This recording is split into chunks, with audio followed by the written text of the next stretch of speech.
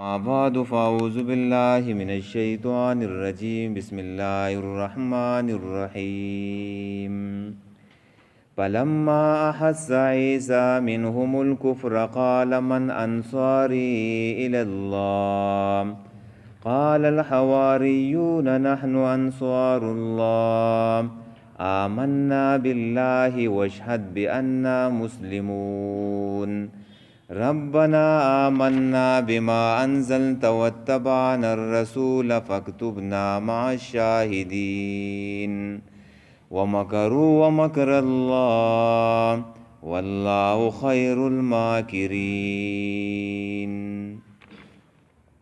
دا سورة آل عمران دے او آیات نمبر دے 52 53 او 54.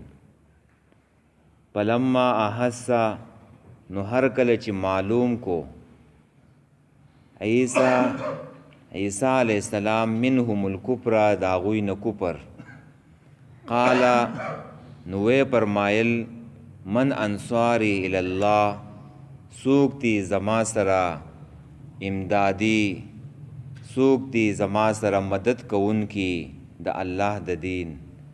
قال الحواریون ویل هغه مخلص ملګرو نحن انصار الله مونږ مدد کوونکي یو د دین د الله.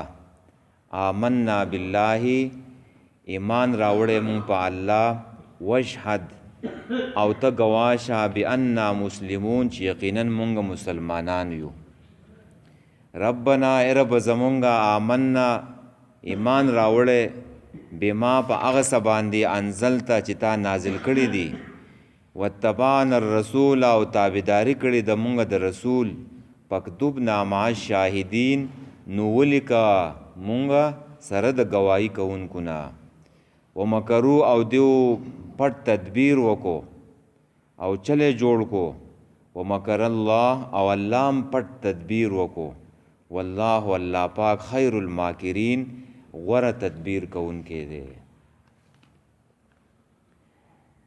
مخکې دا خبره ذکر شوه چې عیسی علیہ السلام د الله بنده دی او رسول دی او الله تعالی عیسی علیہ السلام له معجزې چې دی نو ورکړي دي.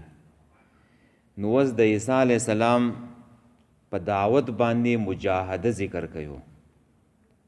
د عیسی علیہ السلام په دعوت باندې مجاهده ذکر کوي چې عیسی علیہ السلام صرف رسول نه دی بلکې د الله د توحید په دعوت کې آغا او داغي ملګرو ډېر تکلیفونه ډېر مصائب او سختي چې دینو برداشت کړي دي او هغه خلکو وجلو مړکولو یې ځکه چې د توحید خبره کوله. نو الله تعالی د هغه حفاظت وکړو او عیسی علیہ السلام الله تعالی چې دی نو هغه اوچت کو.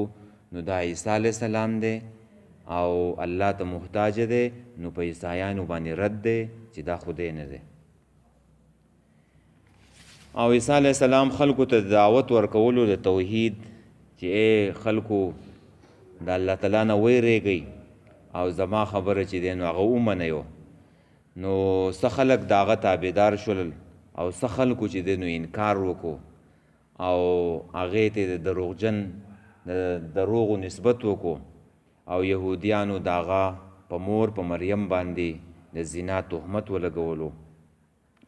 نو چې کله د عیسی علیہ السلام ته د هغوی د کفر یقین وشو او دا خبره ښکاره شوه چې دیو د هغه د دعوت مقابله وکړله نو په دغه وخت کې هغوی د روم بادشاه ته شیطانې وکړو چې دا سړی چې دی نو د مخې نه لرې که. نو هغوی د هغوی د عیسی علیہ السلام خلاف سازش چې دی نو تیار کو تدبیر یې کولو. نو الله تعالی هم تدبیر چې دی نو وکړو او د الله تعالی تدبیر هغه د هر څه نه چې دی نو هغه غوره دی. نو دا خبره ذکر کی پلما پس هر کله احس معنی ده علما یا وجده چې عیسی علیہ السلام معلوم کو یا عیسی علیہ السلام بیا موندو یا عیسی علیہ السلام ته علم وشو د چا د یهودیانو. احس د احساس نه دی هغه علم ته وایي چې په حواس خمسه باندې معلومیږي. حواس خمسه معنی ده چې کوپر د هغوی محسوس کو عیسی علیه السلام، او دا کوپر دومره زیات کو چې عیسی علیه السلام د هغې نه چې دی نو خبر شو. ګوره کوپر نه دی، دا خو د عقیدې سره تعلق ساتي، دا خو په سترګو باندې نه ښکاري، خو د دوی دا کوپر دومره زیات شو چې عیسی علیه السلام د هغه محسوس شو او راښکاره شو.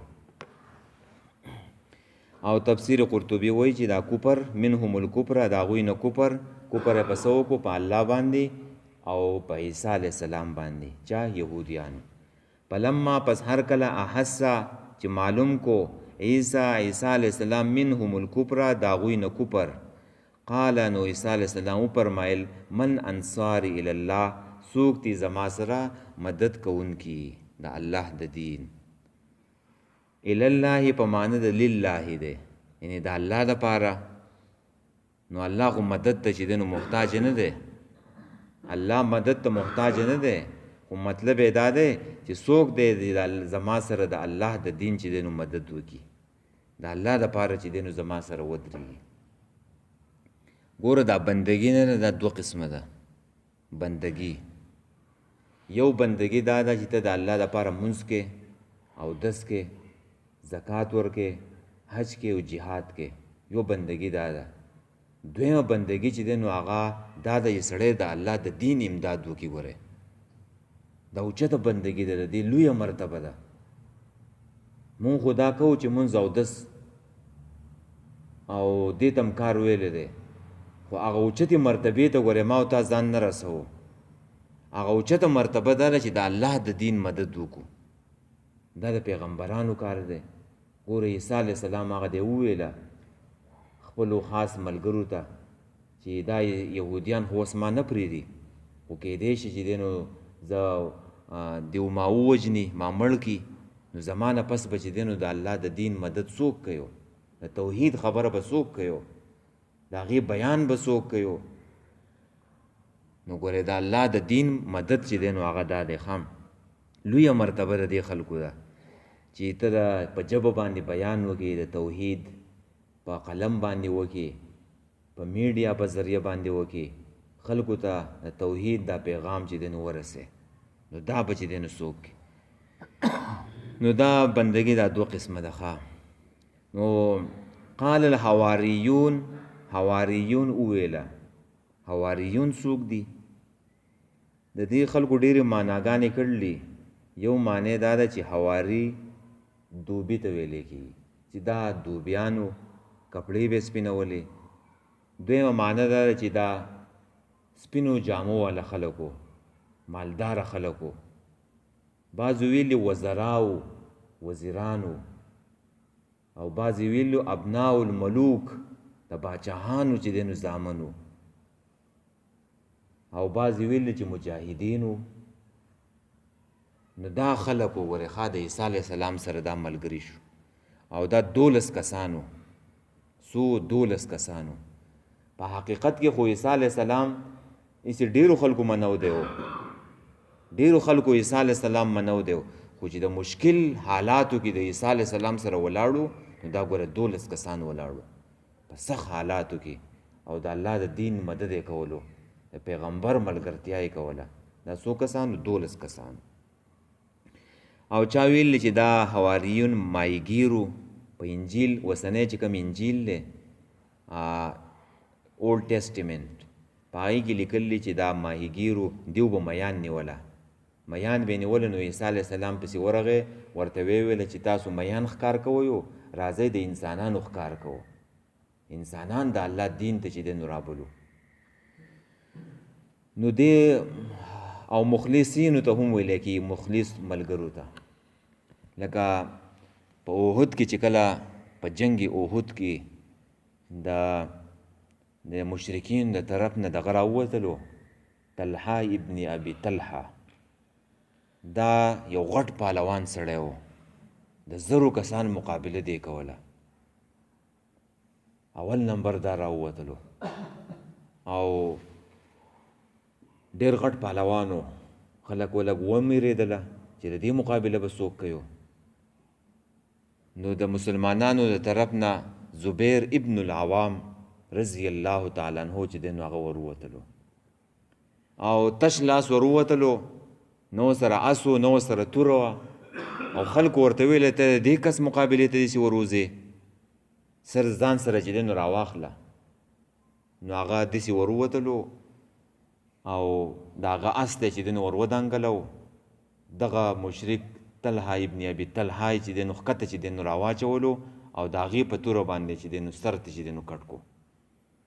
او نبی علیہ السلام ویله وایي د هر پیغمبر دپاره یو حواري او زما حواري ملګری چې دی نو هغه زبیر ابن العوام دی. دا نبی علیہ السلام ویل په احد کې. او زبیر په الجنه، د جنت زیری ورته ملاو شوی دی، زبیر ابن العوام په الجنه. نو دا مخلصین ملګري وخوا. نحنو انصار الله، نو دې 12 کسان وویله چې مونږ یو مدد کوونکي د دین د الله. آمنا، ایمان راوړو مونږ بالله په الله باندې. وشهد، او ته ګواه شې عیسی علیه السلام بأننا مسلمون، چې یقینا مونږ مسلمانان یو. وشهد بأننا مسلمون، عیسی علیه السلام ته ګواه شه چې مونږ مسلمانان یو. نو آمنا بالله کې دا د زړه خبره ده چې د زړه نه مونږ ایمان راوړو، او وشهد بأننا مسلمون کې د عمل خبره ده چې د زړه نه عقیدم د ایمان ده، د توحید ده. او بأننا مسلمون کې تابعدار یو، یعنی مونږه عمل کوونکي یو. ګوره هسې په خوله باندې خبرې کوونکي نه یو، عملي خبرې عمل کوونکي یو. نو په دې دوه ټکو کې رد شو په عیسایانو باندې. په یهودیانو هم رد شو، په عیسایانو. څنګه رد شو؟ و عیسی علیه السلام ملګري خو مسلمانانو، د عیسی علیه السلام ملګري سو مسلمانانو.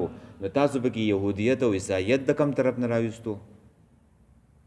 دا خو د پیغمبرانو تعلیم نه و. مسلمان به چې دی نه جوړېږي. مسلمان معنی څه ده؟ تابعدار، سر تسلیم خم، الله او رسول ته به چې دی نو غاړه ږدي، تابعدار به یې. ربنا ای رب زمونږه، یقولون داسې ور ټکې راوباسه، د خلکو وویله، د حواریونو، یقولون ربنا ای رب زمونږه، آمنا ایمان راوړی، بما په هغه څه باندې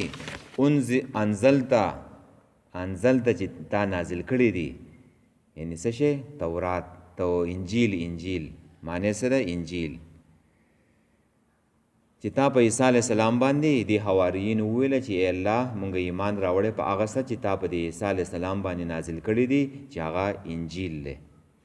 واتبعنا الرسول، او تابعداري کړي د مونږ د رسول، چې رسول څوک دی؟ عیسی علیه السلام دی.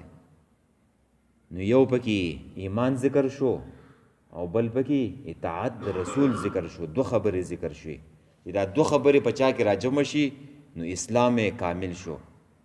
کمه خبرې؟ په الله باندې ایمان او د رسول تابعداري.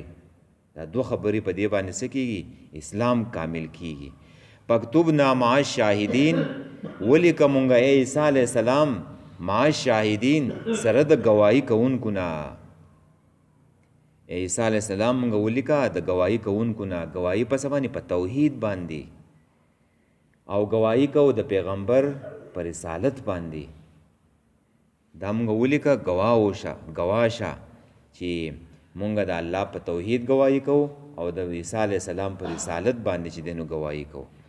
عبدالله ابن عباس رضی الله تعالی عنہ ویلی دي چې مع الشاهدین نه مراد دا د نبی علیہ الصلوۃ والسلام امت دی. دا امت په ګواهي کوي، په آخرت کې به هم ګواهي کوي او په دنیا کې به د توحید ګواهي کوي چې ای عیسی علیه السلام مونږ د دیو سره چې دی نو ولیکه. او دویم معنی دا چې ګواهي کوونکي به ګواهي کوونکي مونږ ولیکه د انبیاو چې کوم اعلان کړی دی، کوم خبره کړې ده، د هغې په صداقت باندې چې دی نو مونږ ایمان راوړو. خجی ومکرو ومکر الله، دیو چل جوړ کو د عیسی علیه السلام د وجلو.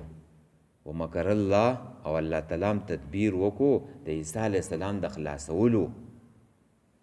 دا د پښتو مکر او د اردو مکر نه دی چې خلک هغه مکر یادوي، وایي مکر کوي پلانکی سړی مکر کوي، پلانکی ښځه مکر کوي. دا هغه مکر نه دی. او یو مکر مضموم دی، بد دی، چې هغه بنده ته کله منسوب شي چې پلانکی مکر کوي، نو دا خو ټیک کار نه دی. خو چې الله تعالی ته کله مکر نسبت وشي نو دا محمود دی، دا ښایسته دی. بیا او علماء ویلي دي چې دا مکر د الله تعالی په نومونو کې هم دی، اسماء حسنه کې، یا خیر الماکرین، ای غوره تدبیر کوونکیه. دغه په دې 99 اسماء حسنه کې خو نشته، خو نور علماو چې کوم راجمع کړلي، امام سیوطي راجمع کړلي، تقریبا د 1000 نه بره نومونه د الله د قرآن او د حدیث نه رایستلي. نو په هغې کې یو چې دی نو مکر، دا هم د الله تعالی په نومونو کې یو نوم دی. د دیو مکر سو د یهودیانو، نو هغه تفسیر قرطبي هم لیکلی، او که د چا سره انجیلي، هغه انجیل چې دی نو اوس وګوري چې نو په هغې کې چې دی نو هم لیکلی چې دیو عیسی علیه السلام باندې عیسی علیه السلام نه وویلي، خو دې یهودیانو وویله چې عیسی علیه السلام وویله چې زه په بیت المقدس چې دی نو ورانومه، په 3 ورځو کې به ورانومه او بیا به جوړومه. او دویمه خبره دا عیسی علیه السلام کړوه چې یهودو ته ویلو چې تاسو به رومیانو له ټیکس نه ورکوئ. دا روم سلطنتو، بازنطیني سلطنتو، دا یهودیان د هغوی د لاندې چې دی نو دیو اوسېدله، د هغوی پې غلبه وه. نو دیو دا د دروغو خبره چې دی نو جوړه کړله. لیکن اصل خبره دا نه وه. اصل خبره دا وه چې عیسی علیه السلام حق ویلو، حق یې بیانولو، چې دی یهودیانو دین بدل کړی و او دیو په پیغمبرانو پسې غلطې خبرې چې دی نو ورتپل وي. نو عیسی علیه السلام حق بیان کو، نو حق به د دیو په مشرانو باندې بد لګېدلو، دا حق به د دیو په مشرانو باندې بد لګېدلو. او د دیو کم علماو نو هغوی هم د عیسی علیه السلام په خلاف باندې فتوا ورکړله چې دا عیسی علیه السلام نعوذ بالله دا مرتد شوی دی او دا بغاوت جوړیو او دا چې دی نو بیت المقدس ورانیو. نو د یهودو علماو، ناکاره علماو د عیسی علیه السلام خلاف فتوا ورکړله چې دی ارتداد کړی دی او نعوذ بالله مرتد شوی دی او دا چې دی نو مړ کوي او وی وجنیو. نو د دې مقدمه چې دی نو لاړه د روم عدالت ته، روم چې کوم سلطنت و حکومت و هلته چې دی نو د دې مقدمه لاړه. نو چې لاړه نو هلته دا خبرې د یهودیانو په عدالت کې وکړلې چې د عیسی علیه السلام داسې ویلي او د رومیانو ستاسو خلاف دا عیسی علیه السلام داسې خبرې کوي. نو هلته چې کوم جج و نو هغې فیصله وکړله چې دا قتل کوي او دا چې د نو مړ کوي. او هغې جج بیا دا فیصله په دې باندې خپم و، ناراضه مو، خو د یهودیانو د طرف نه پسې زور و او دومره زور و چې ویل چې سبا د خالي ورځ ده، چټي به وي، نو چې سبا ته پاتې نه شي، چې نن چې دی نو ایسته پانسي شي. نو عیسی علیه السلام په یو ځای کې و، نو د هغې سره د حواریین ملګري هم و.